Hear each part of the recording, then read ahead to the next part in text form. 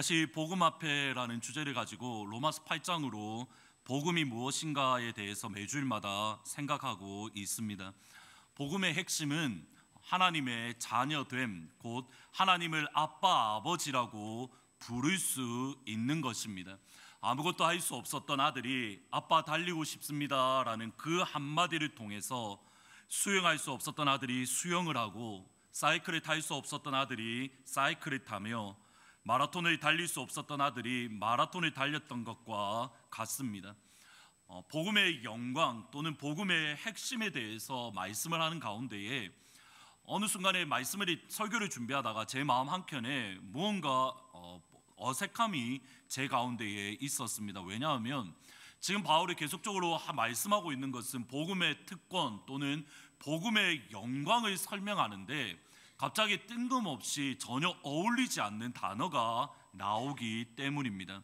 자녀이면 또한 상속자, 곧 하나님의 상속자요 그리스도와 함께한 상속자니 우리가 그와 함께 영광을 받기 위하여 고난도 받아야 할 것이니라. 하나님을 아빠, 아버지라고 부르짖는 하나님의 자녀, 그리고 아버지 되시는 하나님께서 주시는 영광스러운 유업을 이어받을 하나님의 상속자, 하나님의 자녀, 하나님의 상속자, 여기에는 아무런 차별이 없습니다. 예수님의 믿음으로 이방인과 유대인은 동일하게 하나님의 자녀가 되었습니다. 예수님의 믿음으로 이방인과 유대인은 동일하게 하나님의 상속자가 되었습니다. 이것이 바울이 전했던 복음의 핵심이고 1장 1절부터 8장 17절까지의 내용입니다. 믿음으로 이방인과 유대인 모두가 하나님의 자녀가 되고 하나님의 상속자가 되었다. 여기에 아무런 차별이 없다. 이것이 바울이 전했던 복음의 핵심이고 1장 1절부터 8장 17절까지의 내용입니다. 이런 관점에서 로마서를 다시 한번 보시면 로마서 8장 17절 말씀은 로마서의 클라이맥스라고 말할 수 있습니다. 제 마음이 불편했던 것이 바로 여기에 있습니다.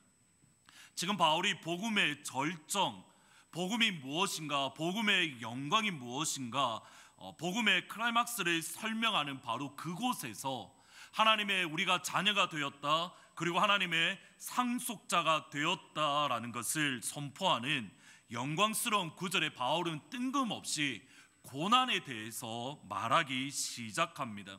우리가 그와 함께 영광을 받기 위하여 고난도 함께 받아야 할 것이니라.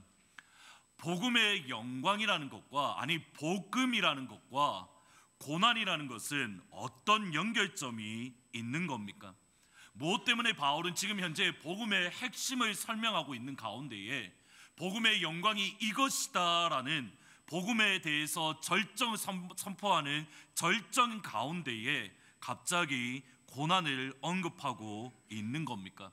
사실은 논리적으로 이것이 흐름이 맞지 않아서 지난 2주 동안 계속해서 이 본문을 읽고 또 묵상하고 연구를 했습니다. 그런데 계속적으로 읽고 묵상하는 가운데에 동일하게 반복되는 단어 하나가 눈에 들어왔습니다. 22절, 23절입니다. 같이 한번 읽어보십니다.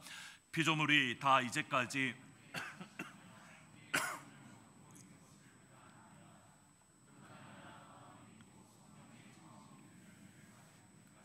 속으로 단식하여 양자될 것, 곧 우리 몸의 속량을 기다리느니라. 복음에 대해서 바울이 영광이 무엇인가, 복음의 핵심이 무엇인가 설명하는 가운데에 바울이 반복하는 단어가 있는데 탄식이라는 단어입니다. 먼저는 피조물의 탄식이 나오고 연이어서 그리스도인의 탄식, 성령의 처음 익은 열매를 받은 우리 그리스도인이 속으로 단식한다. 피조물의 탄식과 그리스도인의 탄식, 그리고 26절에 넘어가서는 성령 하나님의 탄식, 동일한 헬라어 단어인데 이 탄식이라는 단어가 반복해서 나옵니다. 성령 하나님의 탄식에 대해서는 다음 주에 살펴보려고 합니다. 조금 뉘앙스가 뜻이 다르기 때문에 오늘은 피조물의 탄식 그리고 그리스도인의 탄식을 살펴보므로 복음의 영광과 고난 또는 복음과 고난이 어떤 연결이 있는가, 이 부분에 대해서 살펴보려고 합니다. 바울은 복음의 영광을 선포하는 가운데에, 로마서를 기록하는 가운데에 그가 잊지 않고 계속적으로 염두에 두고 있는 것은 로마에 살고 있는 그리스도인들의 현실, 로마에 살고 있는 그리스도인들이 지금 이 시간 흘리는 아픔, 지금 이 시간 흘리는 눈물을 잊지 않고 있었습니다. 복음의 믿음으로 하나님의 자녀가 되었고, 복음의 믿음으로 하나님의 상속자가 된 로마에 사는 그리스도인들이 지금 현재 실제로 겪고 있는 것, 분명히 하나님의 복음을 믿음으로 그들 하나님의 자녀가 되었고 하나님의 상속자가 되었다, 이것이 너무 영광스러운 것인데, 그럼에도 현재 그들이 이 시간 겪고 있는 것들, 하나님의 자녀요 하나님의 상속자로서 로마를 살아가는 그리스도인들이 실제로 겪고 있는 것은 하나님의 자녀로서의 영광, 하나님의 상속자로서의 특권이 아닌 고난이었고, 특권이 아닌 그들 속에서 나오는 탄식이었습니다.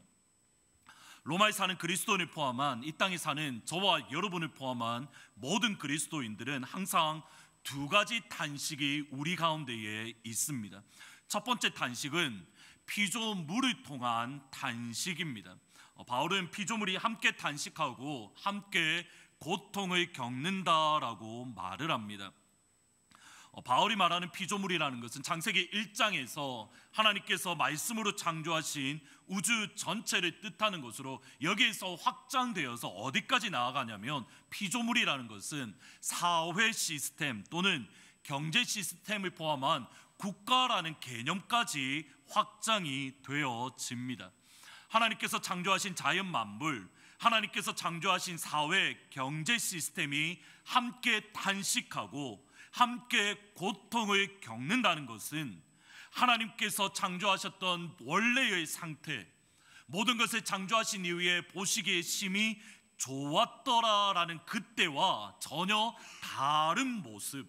구체적으로 성경은 이 땅에 있는 모든 자연 만물들, 그리고 사회 시스템, 경제 시스템, 그리고 국가까지 하나님의 저주를 받았다라고 선포하고 있습니다. 아담에게 이르시되 내가 내 아내의 말을 듣고 내가 내게 먹지 말라 한 나무 열매를 먹었은즉, 그 다음을 보셔야 됩니다. 땅은 너로 말미암아 저주를 받고 너는 평생에 수고하여야 하리라. 그리고 그 다음 18절 말씀을 보면 땅은 너에게 가시와 덩굴과 엉겅퀴를 낼 것이다. 아담의 죄로 인해서 사람이 하나님의 저주와 하나님의 심판을 받았을 뿐만 아니라, 정확하게 이렇게 말합니다. The ground is cursed because of you. 너 때문에 이 땅도, 우리가 달에 내딛고 있는 자연 만물 역시도 하나님의 저주를 받았습니다. 땅이 하나님의 저주를 받았다, 자연 만물이 하나님의 저주를 받았다라는 것은 하나님의 창조 질서, 하나님의 창조 목적에서 멀어진 것입니다. 하나님의 창조 질서, 하나님의 목적에서 멀어졌기에 이 땅 가운데에는 죄악으로 가득합니다. 자연 세계는 죄악으로 가득합니다. 사회 시스템, 경제 시스템, 그리고 국가는 죄악으로 가득합니다. 주중에 이렇게 흥미로운 뉴스 하나를 보았는데, 2010년부터 2019년까지 지난 10년 동안 한국에서 가장 많이 팔렸던 베스트셀러를 중심으로 과연 한국 사회가 어디에 관심이 있었는가, 무엇에 많은 생각들을 두고 있었는가, 여기에 대해서 되돌아보는 뉴스가 있었습니다. 2010년도를 시작하면서 가장 많이 팔렸던 첫 번째 책은 무엇이냐면, 아마 저희 여기에 계신 성도님들이 많이 가지고 계실 건데 마이클 샌델 교수님이 쓰신 정의란 무엇인가라는 책입니다. 이미 10년 전부터 한국 사회는 정의에 대한 고민과 더불어서 불공정하고 부조리가 가득한 사회를 어떻게 극복할 수 있을 것인가, 10년 전부터 이미 한국 사회는 정의에 대해서 관심을 많이 가졌습니다. 그 위에 나왔던 베스트셀러는 아프니까 청춘이다, 그리고 82년생 김지영 같은 책들은 내용은 이겁니다. 그러한 불공정하고 부조리로 가득한, 정의가 사라져버린 한국 사회 가운데에서 아파하고 힘들어하는 이들을 위로하고 그들의 눈물에 공감하는 책들입니다. 이 두 권의 책을 가만히 보시면 정의에 대해서, 그리고 아픔과 눈물을 흘리는 이들을 위한 공감과 위로, 그래서 저 개인적으로는 이 베스트셀러들 뉴스를 보고 또 베스트셀러들을 보면서 지난 10년의 사회를 한국을 이렇게 표현할 수 있을 것 같습니다. 정의가 사라진 사회에서 정의에 대해서 고민하며 동시에 정의롭지 못한 사회, 부조리와 불평등의 세대를 살아야 하는, 아파하며 눈물 흘리는 이들을 향한 위로가 필요한 세대. 두 가지가 한국 사회의 특징이라는 겁니다. 하나는 부조리, 정의 없음. 다른 한쪽은 부조리와 정의로 인해서 아파하는 이들을 향하여 위로, 그들을 향한 공감. 이 두 가지가 지난 한국의 가장 큰 관심사였습니다. 이것이 복음을 믿음으로 하나님의 자녀가 되었고 복음의 믿음으로 하나님의 상속자가 된 그리스도인들이 살아내야 하는 이 땅의 현실입니다. 우리가 오해하는 것이 있습니다. 우리가 예수 믿으면 이 땅에서 살아가는 부조리로부터 자유롭게 된다.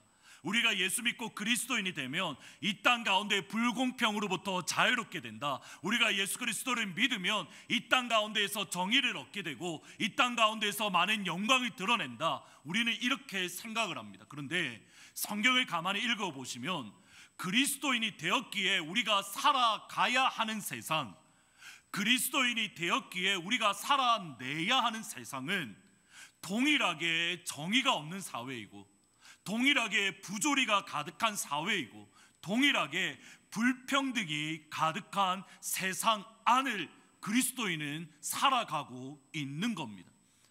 예수 믿었기 때문에 우리가 복을 받는다, 천만의 말씀입니다. 예수 믿었기 때문에 어떤 면에서는 더 아픔을 겪게 되고 예수 믿었기 때문에 어떤 면에서는 더 불공평을 경험하게 되고 예수 믿었기 때문에 저희들은 더 큰 부조리를 경험하게 되는 겁니다. 바로 여기서 오는 아픔들, 여기서 오는 눈물들, 여기서 오는 고난이 저와 여러분에게 있습니다. 나아가 우리는 그리스도인이기 때문에, 아니 그리스도인만이 겪는 또 다른 고난이 있습니다. 8장 23절 같이 한번 읽어보시겠습니다. 그뿐 아니라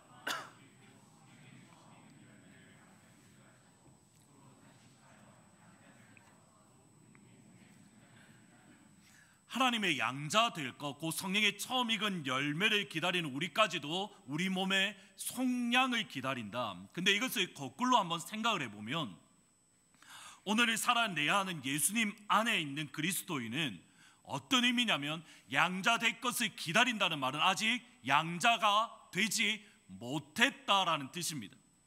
우리 몸의 속량을 기다린다는 말은 우리의 몸의 속량을 아직 받지 못했다라는 의미입니다. 성경을 읽으실 때 이 두 가지 개념이 항상 같이 나타납니다. 우리는 이미 구원을 받았습니다. 우리는 이미 양자가 되었습니다. 그것이 로마서 8장 17절 이전의 말씀입니다. 동시에 우리는 완전한 하나님의 양자가 될 그날을 기다리고 있습니다.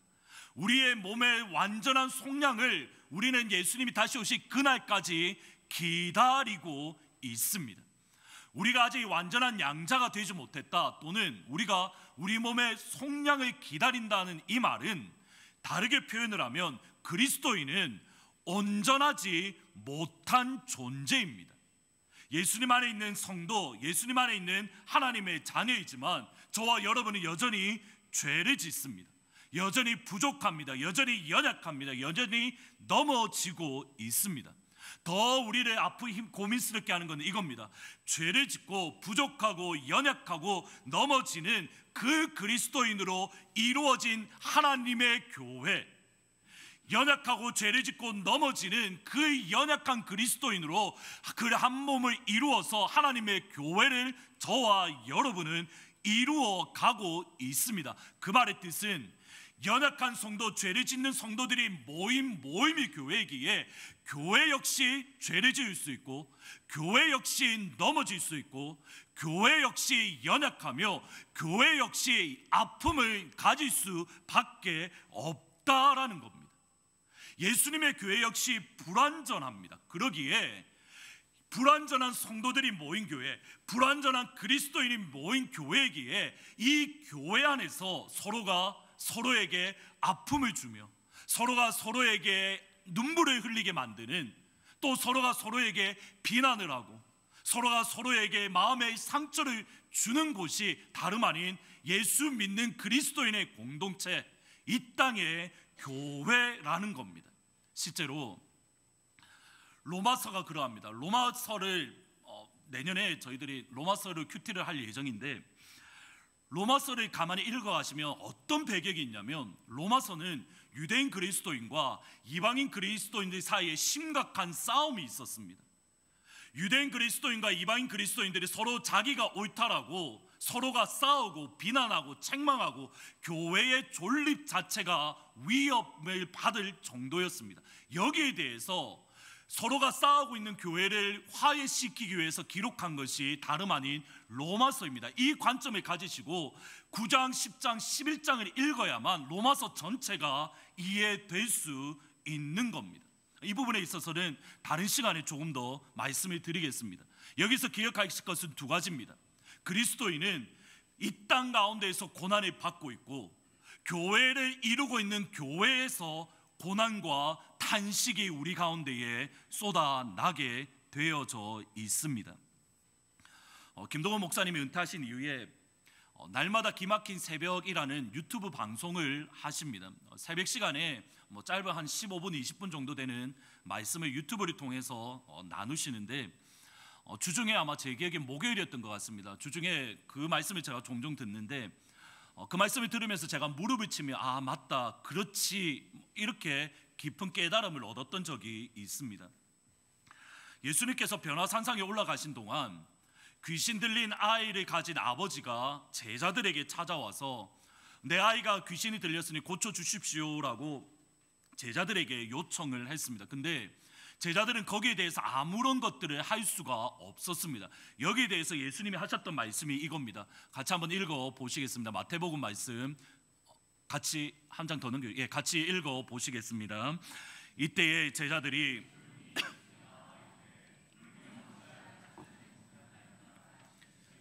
너희 믿음이 작은 까닭이니라, 이 말씀을 꼭 기억을 하셔야 됩니다. 주님, 우리는 어떻게 해서 쫓아내지 못했습니까? 라는 이 질문에 담긴 제자들의 의도는, 예수님 얼마 전에 우리는 귀신을 쫓아냈습니다. 근데 왜 이번에는 귀신을 쫓아내지 못합니까? 예수님이 얼마 전에 우리는 병자를 고쳤습니다. 근데 왜 지금은 우리가 병자를 고칠 수 없는 겁니까? 제자들의 질문은 이겁니다. 여기에 대해서 예수님의 대답은 너희 믿음이 작기 때문이다. 예수님의 말씀으로 제자들의 생각을 해보면 이런 겁니다. 얼마 전에는 제자들이 믿음이 있었기 때문에 귀신을 쫓아냈습니다. 얼마 전에는 제자들이 믿음이 있었기 때문에 병자를 치료했습니다. 지금 이 순간에는 귀신 들린 아이를 데리고 온 아버지를 만났을 때 그 시점에는 귀신을 쫓아낼 믿음이 없습니다. 병자를 치료할 믿음이 그들 가운데에 없습니다. 얼마 전에는 믿음이 있었고 지금 이 순간에는 믿음이 없습니다. 똑같은 본문이 누가복음 9장에 나옵니다. 그런데 누가복음은 여러분들 읽으실 때에 마태복음은 신학적으로 중요한 것들을 기준으로 해서 5개의 설교를 중심으로 이렇게 공간 복음서가 기록되어져 있습니다. 누가복음은 시간의 흐름을 따라서 성경이 기록되어져 있습니다. 똑같은 본문인 누가복음 9장에서 보시면 9장 1절에서는 예수님께서 제자들에게 병을 고치고 또는 귀신을 쫓아낼 능력을 제자들에게 9장 1절에서 주십니다. 그리고 제자들을 파송해서 실제로 제자들이 병도 고치고 귀신도 쫓아내었습니다. 그리고 9장 37절에 이르러서 방금 이 사건들, 귀신 들린 아이를 데리고 온 아버지를 만났지만 귀신 들린 아이를 치료해 주지 못했습니다. 보셔야 됩니다. 9장 1절과 9장 37절 사이에 어떤 일이 일어난 겁니까? 성경을 보시면, 누가복음을 보시면 귀신을 쫓아내고 쫓아내지 못한 이 중간에 어떤 일이 있냐면 오병이어의 사건, 그리고 또 다른 하나는 베드로가 주는 그리스도시요 살아계신 하나님의 아들입니다라는 고백이 있습니다. 그리고 귀신을 쫓아내지 못하는 겁니다. 이 흐름을 한번 보셔야 됩니다. 9장 1절에서 9장 37절 이 사이에 제자들이 어떤 큰 죄를 지었다든지 제자들이 어떤 큰 악을 행했다라는 모습이 전혀 없습니다. 오히려 제자들은 예수님과 함께하고 있었습니다. 오히려 제자들은 예수님의 기적을 그들이 경험을 했습니다. 여기서 중요합니다. 9장 1절에서부터 9장 37절까지 제자들이 한 것이 엄밀하게 말하면 죄를 지은 것이 아니라 아무것도 한 것이 없습니다. 제가 드리고 싶은 말씀은 이겁니다. 아무것도 하지 않았던 제자들의 믿음이 9장 1절에서부터 37절로 넘어가는 사이에 어떻게 변했냐는 겁니다. 9장 1절에서는 제자들은 귀신을 쫓아낼 믿음을 가졌습니다. 그리고 귀신을 쫓아내었습니다. 9장 1절에서는 제자들은 병을 고치는 믿음을 가졌습니다. 그리고 실제로 병을 고쳤습니다. 그리고 아무것도 하지 않았습니다. 그리고 9장 37절에 이르러서 귀신 들린 아버지 아이를 만났을 때에 제자들은 귀신을 쫓아내지 못했습니다. 예수님의 표현을 빌리면 믿음을 가졌었고 9장 37절에서는 믿음이 사라져 버렸습니다. 김동호 목사님의 설교 제목이 모든 것을 말합니다. 잘 들어보셔야 됩니다. 가만히 있으면 믿음은 방전됩니다. 가만히 있으면 믿음은 방전됩니다. 심지어 예수님과 함께 있다 하더라도, 예수님의 기적을 함께 목도한다 하더라도 가만히 있으면 믿음은 방전됩니다. 이 설교 제목이 저한테 큰 충격을 주었던 겁니다. 우리가 적극적으로 죄를 짓는다는 것은 분명히 우리의 믿음을 잃게 만듭니다. 다윗이 그러합니다. 바세바를 범한 직후에 그가 했던 고백, 시편 51편의 고백이 이겁니다. 하나님, 주의 성령을 내게서 거두지 마십시오. 하나님, 구원의 기쁨을 내 속에 회복시켜 주십시오. 거꾸로 생각해 보겠습니다. 다윗이 바세바를 범하는 간음죄를 지었기 때문에 주의 성령을 소멸했습니다. 다윗이 바세바를 범하는 간음죄를 지었기 때문에 다윗은 구원의 기쁨을 잃어버렸습니다.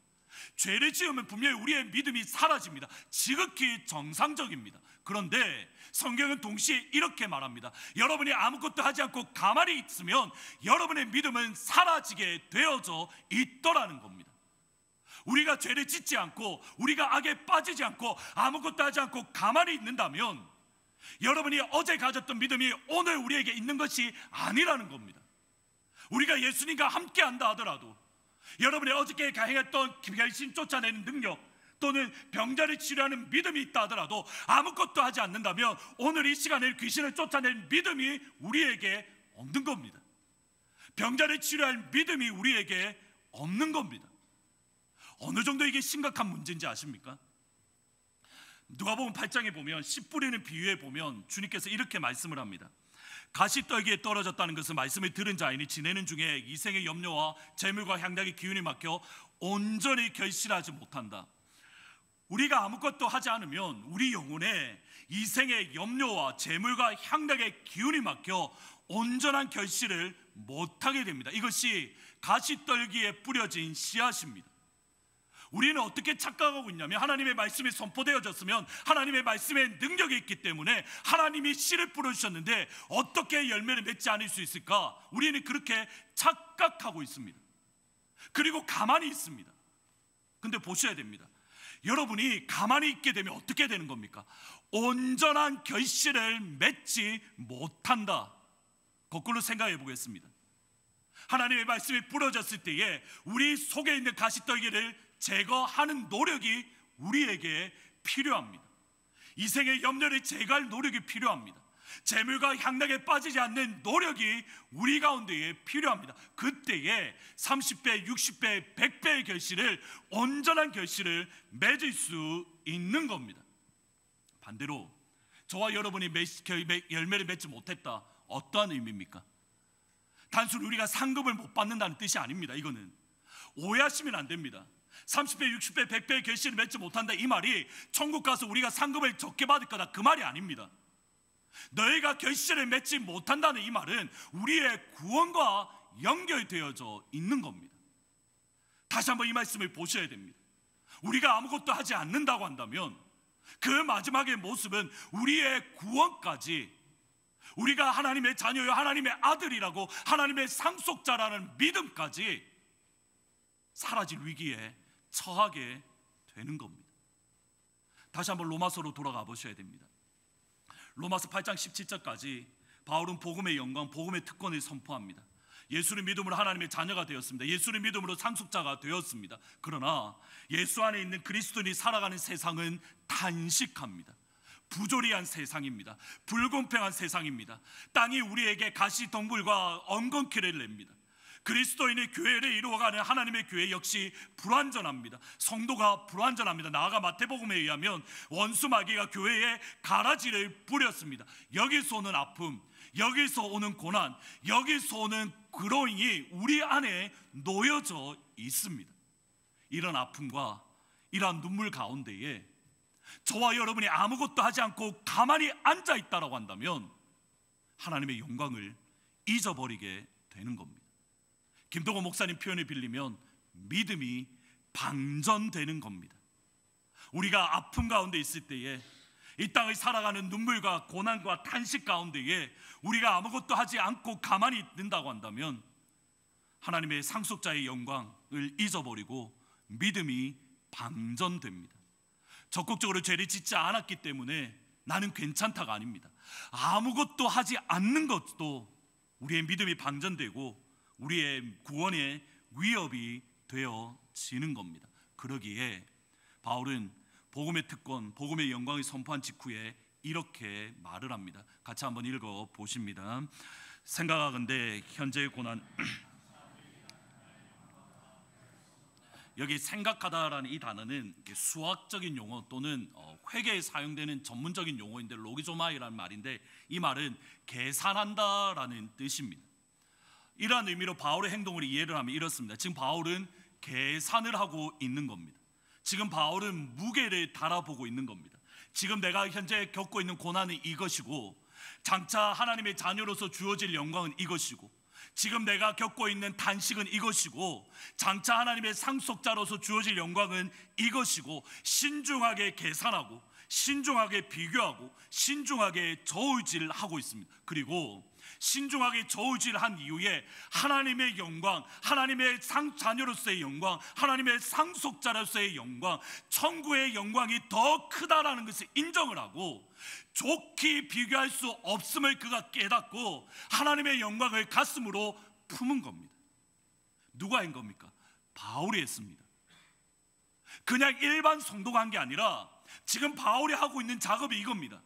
하나님이 현재 내가 당하고 있는 고난과 천국의 영광을 비교하고 지금 바울이 하나님의 영광을 가슴으로 안고 있습니다. 여러분, 이것이 얼마나 큰 의미인지 아십니까? 삼층천을 경험했던 바울입니다. 다메섹으로 가는 도중에 부활의 주님이 사울아 사울아 네가 어찌하여 나를 핍박하느냐라고 직접 만나 주셨던 바울입니다. 그가 가지고 있던 손수건만 닿아도 병자가 낫고 귀신이 쫓겨나는 능력을 가졌던 바울이 하는 것이 이겁니다. 그가 가만히 있어서 믿음의 사도가 된 게 아니라는 겁니다. 바울 역시도 하나님의 영광을 날마다 가슴으로 끌어안았다라는 겁니다. 바울 역시도 천국이 얼마나 영광스러운가, 내가 죽어서 가는 저 천국, 하나님이 나를 기다리시는 그 천국이 얼마나 영광스럽고 아름답고 귀중한가, 이 땅의 고난 아무것도 아니야, 그러면서 그 하늘의 영광을 가슴으로 끌어안았다라는 겁니다. 그때의 바울이 믿음의 사도로 살아낼 수 있었던 겁니다.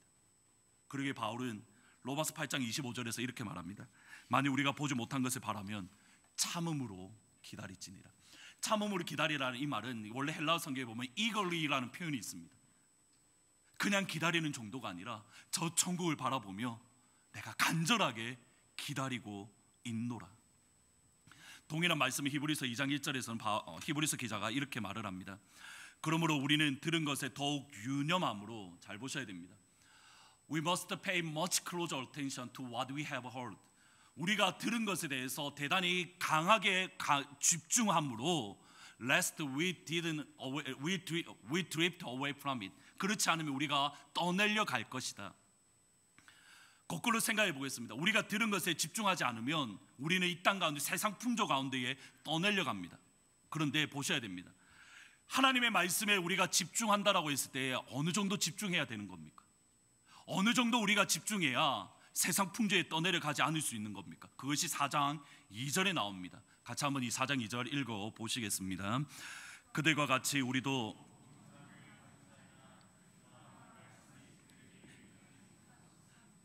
듣는 자가 믿음과 결부시키지 아니함이라. 결부시키다라는 이 말 헬라어로 보면 이 무슨 뜻이냐면 썩다라는 뜻입니다. 믹서기로 갈다, 이렇게 갈 때에 완전히 이렇게 섞어서 두 개가 분리되지 못할 정도로 블렌드라는 의미가 그 속에 담겨져 있습니다. 그럼 보셔야 됩니다. 어떻게 해야 되는 겁니까?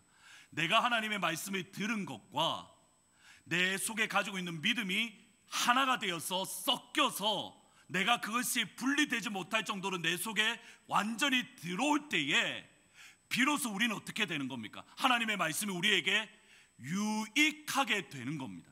다르게 표현해 보겠습니다.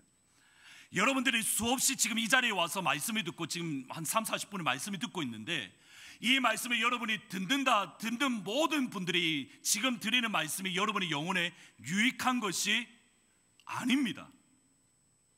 이거는 정말 두려운 말씀으로 여러분 받아들이셔야 됩니다. 왜 교회를 10년, 20년, 30년, 40년을 다녀도 왜 세상 사람보다 더 악한 사람이 존재하는가?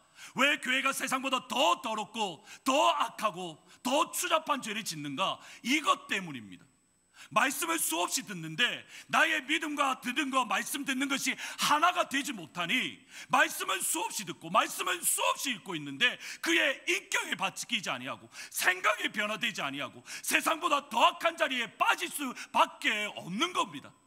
과연 여러분이 여기에서 자유로우십니까? 왜 목사님들이 넘어가는지 이해가 보이십니까? 목사님들이 설교를 준비하면 몇 시간, 20시간, 30시간이 준비합니다.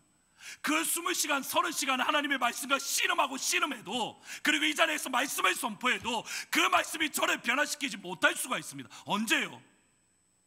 저희 속에 있는 믿음과 하나님의 말씀을 읽은 연구와 하나가 되지 못할 때에 아무리 연구하고 헬라어를 보고 히브리어를 보고 수없이 많은 커멘터리를 본다 하더라도 아무런 유익이 없는 겁니다. 과연 여러분은 이 하나님의 말씀에서 자유로우십니까? 하나님의 말씀이 여러분 가운데 선포되어질 때에 믿음으로 이 여러분들이 들었던 하나님의 복음과 하나가 되는 축복이 여러분 가운데 임하기를 우리 주 예수 그리스도의 이름으로 축원합니다. 그때에 넘어지지 않습니다. 그때에 승리하는 그리스도인이 될 수 있는 겁니다. 광야 전문가로 알려졌던 이진희 목사님이 계십니다. 광야를 살다라는 책인데 그 이전에 썼던 책이 광야를 읽다라는 책입니다. 두 권 다 재미있는 책입니다. 한번 많이 읽어보시면 좋을 것 같습니다. 근데 광야를 살다라는 책에 나오는 이야기입니다. 빅터 프랭크는 나치 수용소에 갇혀있던 유대인입니다. 근데 그가 수용되었던 곳에 1944년 크리스마스를 전후로 해서 한 2주, 그러니까 딱 이 시즌에 많은 유대인들이 죽었다라고 합니다. 그들이 가스실에 끌려가서 죽은 게 아니라 사실은 가스실에 끌려가서 죽은 것보다 그냥 이 시간에 자연적으로 죽었던 이들이 더 많았다라고 합니다. 빅터 프랭클에 의하면 왜 그럴까 이 사람이 찾아보니 이런 것들입니다. 성탄절 이번 크리스마스 때에는 이제 풀려나겠지라는 기대를 가지고 있었는데 크리스마스가 지나도 아무런 일이 일어나지 않자 희망을 놓치게 되었고 그들이 가스실에 끌려가서 죽은 것보다 그냥 희망을 잃어서 죽었던 이들이 더 많았다라고 합니다. 빅터 프랭크가 포로 수용소에서 한 작곡가를 만났습니다. 이 작곡가를 한 달 후에 3월 30일 날 독일군이 항복할 것이다 라는 꿈을 꾸었습니다. 그리고 그 꿈을 이야기하며 마냥 행복했습니다. 그런데 3월 30일이 되었지만 아무런 일이 일어나지 않았습니다. 그리고 이 작곡가는 다음 날 1945년 3월 31일 날 숨을 거두었습니다. 근데 4월 29일 날 딱 한 달 뒤 4월 29일 날 독일이 패망을 했습니다. 한쪽 부류는 넉 달을, 그리고 이 작곡가는 한 달을 견디지 못했기에 무너져 버렸던 겁니다. 이제 다사다난했던 2019년의 마지막이 이제 이틀 남았습니다. 지난 1년 동안 정말 수고 많으셨습니다. 어려움 가운데에 여기까지 정말 믿음으로 잘 견뎌내셨습니다. 이 자리에 계신 성도님들 가운데에 지난 1년 동안 하나님의 응답을 받으신 분들도 계시고 여전히 하나님의 응답을 기다리시는 분들도 계십니다. 점점 소망을 잃고 희망이 사라져가는 그런 분들도 계십니다.